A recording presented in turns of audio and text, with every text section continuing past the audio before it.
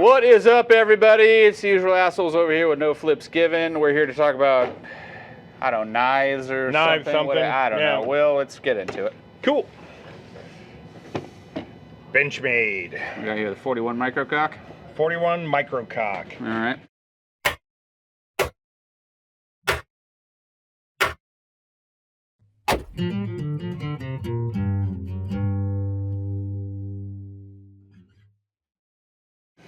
So, limited edition on the 4X series. Actually, kind of a hard one to get a hold of. It is.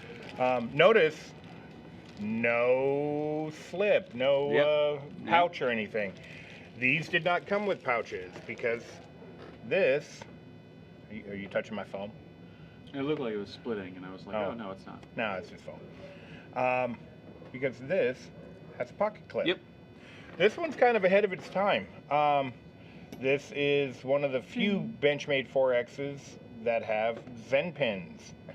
And a spring latch. Spring latch. Yeah. Love a good spring latch, man. And a kukri blade. It's a pretty blade, man. It is. It's actually one of my favorite blades that Benchmade did on the 4X line. Yeah. You know, D2 steel, limited edition. They only made 300 of these in the MC. They did 250 of the 41 SS, which was the stainless steel version of this. A little bit heavier, a little bit less collectible. Is a tip on there? What's that? Oh yeah, it's a tip. All right. Yeah, no, it's good. All right. What was it? Midwest Gun Exchange. They were made for. These were exclusive through that particular retailer. So not as common. Probably a cash cow back in the day, though, huh? Yeah. Jeez. I'm thinking this was what, 2006, 2007? It's hard to say. Yeah. Because I mean, this is a later one. I think it's got to be like at least 2006. Yeah. You know, really, really cool one to have. It's got nice, you know, it's got a little bit more weight on the blade than some of the other Benchmade 4X line. Again, you know, with the cast titanium handles, pretty good stuff. And D2 steel blade, which is, you know, not very common on the 4X line. Yeah. But cool knife. Yeah, it is pretty, man. So obviously it might not be as fancy as some of the other Balis we brought in over the years, man, but like it is a very cool piece of history in its own right, you know. It is a pretty knife. What do you think, Dakota? Speed holes. Yes. Speed holes. Yes. Yes. Aerodynamic. Classic 4X right there. Yep. Spring latch style. The clip is a little strange. I will say that, especially with the single pin. Well, it's also it's pocketed too, so that's going to keep it from moving. Yeah.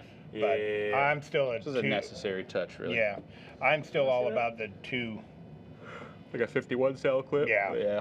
Oh, is it the pivot that holds it in? Oh, that's cool. Yeah, it's that basically you've got a female you screw can here. only carry it Sex tip bolt. up, huh? On camera, please. You can only carry it tip up, huh? I'm disappointed. No four-way position clip. No. It's fucking bullshit. Well, tip down is for the plebs. So. But not a real as God intended. Yep, not a real common one to find anymore. They're getting more and more harder to get a hold of.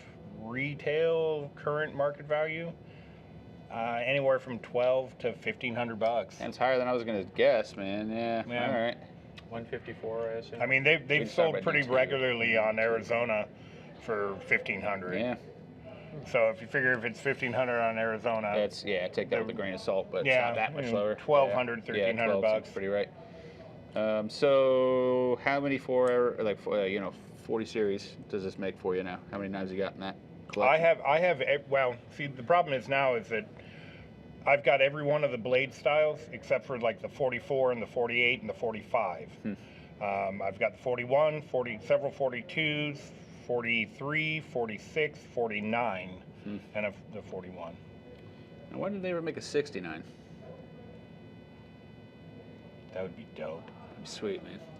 69-420. Yeah, they never made a Chris 6X. Yeah, that would have been, you know, they missed the boat on that. They did. They really did. Yep. Think they missed it on purpose? Possibly. I think that possibly. Yeah, possibly. I don't think they wanted to do another Chris blade. Yeah. Those are a bitch to machine and a bitch to sharpen, so. And that's a 41. Yay! Yay! Yeah, limited edition 41's pretty cool. Yep. It's pretty okay. I do like this feature. Yeah. Spring latch? Spring latch. Yeah, spring latches are cool.